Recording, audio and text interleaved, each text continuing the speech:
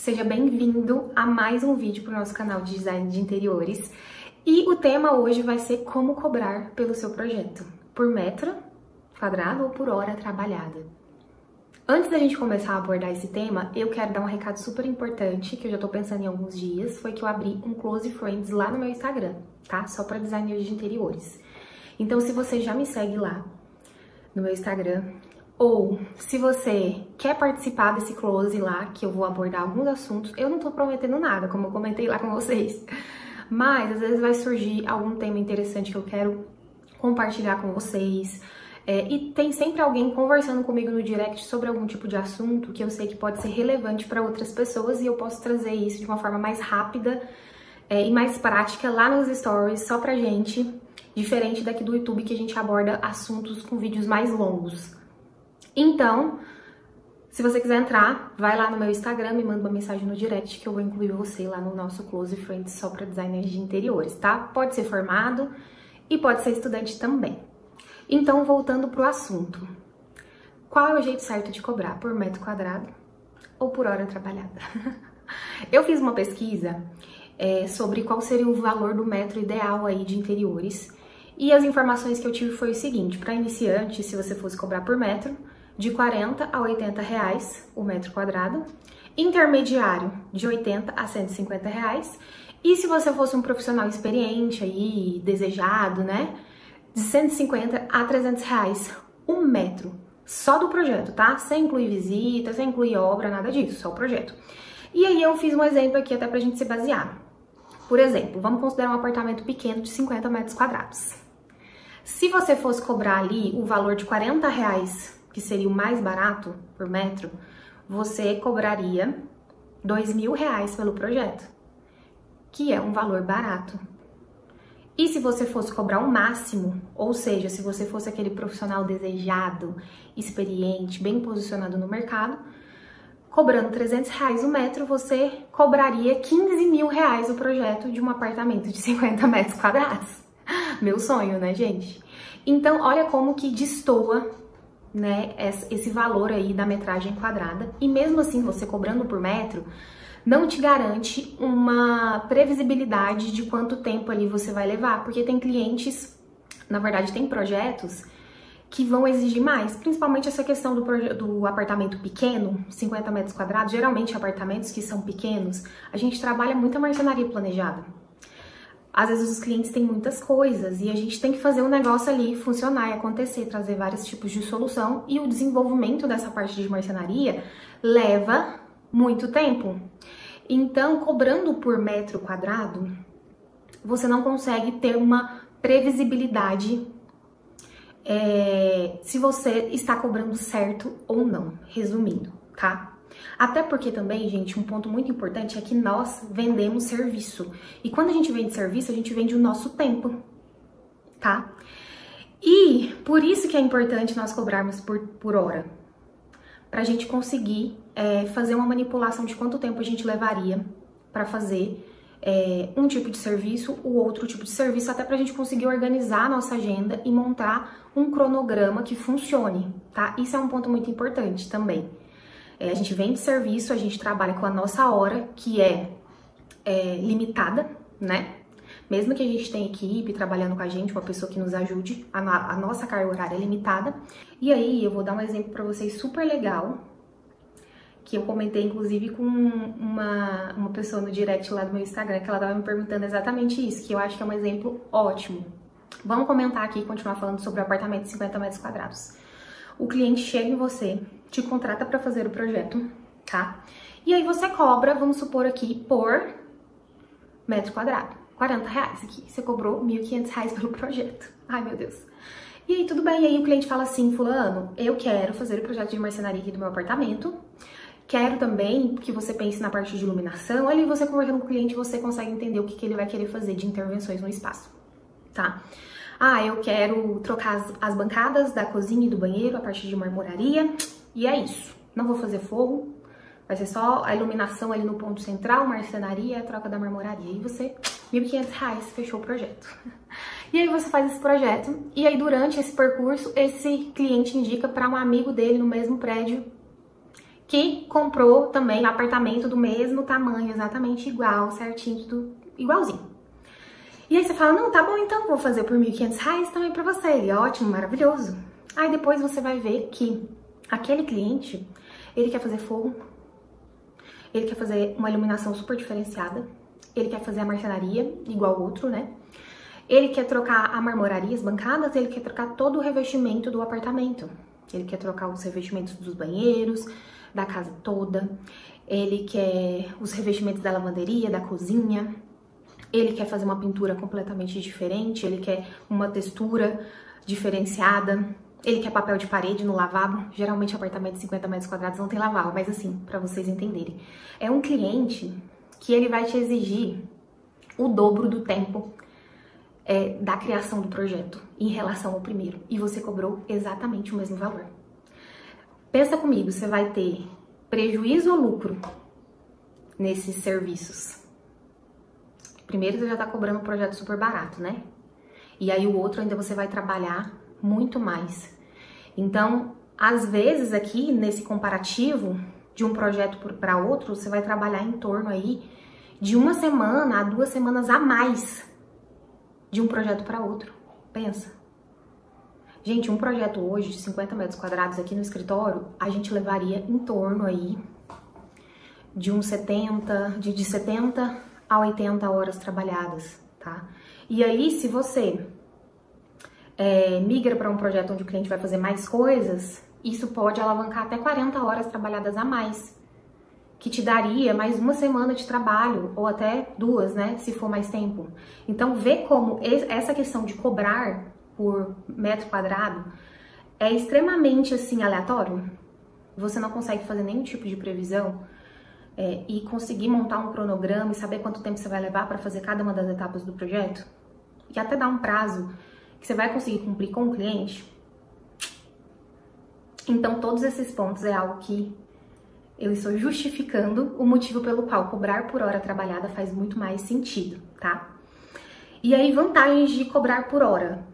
A segurança. Segurança do quê? Que você vai trabalhar aquele tempo, o que você vai ter que fazer em cada uma das etapas do projeto, quanto tempo você vai trabalhar em cada uma das etapas do projeto, conseguir montar um cronograma e dar um prazo ali pro cliente, o projeto vai ficar pronto em 2 meses, tá? Conseguir fazer isso dentro do seu escritório, até para você pegar mais projetos, tá? Conseguir fazer esse jogo com vários clientes, de 3, 4 projetos simultâneos acontecendo dentro do escritório.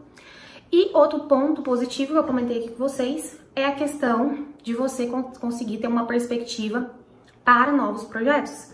Então, hoje eu faço muito isso. Vem um cliente que quer que eu faça um projeto para ele, que eu já fiz algo bem parecido, ou do mesmo tamanho, ou um apartamento do mesmo tamanho, um espaço do mesmo tamanho, enfim. Eu vou lá, busco naquele outro projeto que eu fiz, vejo, nossa, esse projeto aqui eu trabalhei tantas horas. Esse projeto aqui, eu trabalhei tantas horas numa etapa, tantas horas. Eu já vou lá, faço a minha planilha de orçamento baseada nessa quantidade de horas ali, que eu tenho como previsão. E aí eu vou conseguir cobrar cada vez mais de forma mais assertiva para os meus projetos, tá? Porque a pior coisa da vida, gente, eu te garanto isso, é você pagar para trabalhar. E quando eu falo pagar para trabalhar, é você ver que você cobrou 60 horas trabalhadas e você trabalhou 100. Por quê? Porque isso quer dizer que você não só, né, trabalhou a mais ali, muito mais tempo, que você poderia estar dedicando a outro projeto, como o lucro que você cobrou por esse projeto foi embora. Entendeu? Você trabalhou as horas que você se programou e o lucro que você tinha, que seria um caixa ali pro seu escritório, né, que é super importante, acabou, não tem. Isso vira até um estresse, tá? Então, eu acho que eu consegui explicar aqui pra vocês como é muito mais vantajoso cobrar por hora trabalhada, tá? E aí a dica aqui final que eu vou dar pra vocês é o seguinte: sou estudante, tô começando a trabalhar agora, ou já sou formada, enfim, não cobro assim. Começa a mapear quanto tempo você leva pra fazer cada projeto. De preferência, se for possível, tenta mapear o tempo por etapas, tá? Por exemplo, contrato, o cliente fechou comigo, contrato, quanto tempo eu levo para fazer o contrato, enviar para o cliente, para ele assinar e tudo mais, fazer aquela organização geral ali do projeto quando a gente vai iniciar, né? Porque aqui eu faço o contrato, eu abro a pasta do cliente, eu abro uma pasta lá no Notion, com tudo que eu tenho que fazer naquele projeto, eu organizo o que eu vou ter que entregar lá na etapa final, quais são as plantas que a gente vai ter que entregar. Eu já tenho que marcar o dia que eu vou fazer o levantamento com ele, a primeira reunião de briefing, se eu vou enviar alguma coisa para ele do briefing para ele responder. Então, quanto tempo eu vou levar para fazer isso? Ah, fui fazer o levantamento. Quanto tempo eu vou levar para fazer o levantamento na casa do cliente, considerando o tempo que eu vou e o tempo que eu volto, que é uma parte que você também precisa incluir, porque você tá trabalhando, né? Ah, demorei 30 minutos para ir, 30 minutos para voltar, mais o tempo que eu fiquei ali. É, como eu já até comentei aqui com vocês que tem lugares aqui em Goiânia que eu levo 1 hora para chegar lá, pensa. Então é 1 hora para ir, 1 hora para voltar. E pensa se eu não incluo essas 2 horas. É um prejuízo que eu tenho, porque eu poderia estar trabalhando em outra coisa nesse tempo. Ah, o estudo de layout, quanto tempo que eu vou levar? A apresentação para o cliente, montar essa apresentação, fazer uma revisão de projeto, tá? Eu sei que pode ser muita coisa, mas entenda, se você conseguir, sempre anotando, faz um bloquinho de notas no celular e vai anotando ali, projeto X, eu tenho tanto tempo para isso. Tem alguns sites que ele consegue ter ele faz exatamente isso, ele é um cronômetro, tá? Aí você consegue anotar ali a tarefa e ele vai fazendo, calculando, você clica lá, e ele vai... tem um reloginho, né? Ele mostra lá e depois você pausa e fica salvo. Você pode dar uma pesquisada, se você conseguir, né? E preferir usar assim, é uma forma de você já ir rastreando o seu tempo. E eu acho que esses sites também fazem tipo um relatório ali de quanto tempo, tá? Então, nossa, mas não tem um jeito mais fácil? Não, não tem.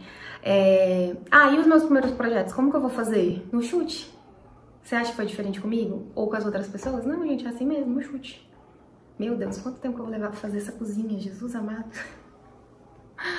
E é sempre bom, assim, considerar também a complexidade desse projeto, tá? Cozinha e closet geralmente são ambientes que levam mais tempo para ser feitos. Se o cliente quiser um projeto muito diferente, onde você vai levar muito tempo para fazer a modelagem no 3D, tá? É interessante pensar nisso. E cobra um valor ali por hora, né? Calcula um tempo de hora que você vai trabalhar e joga umas horas a mais. Também é bem interessante, tá?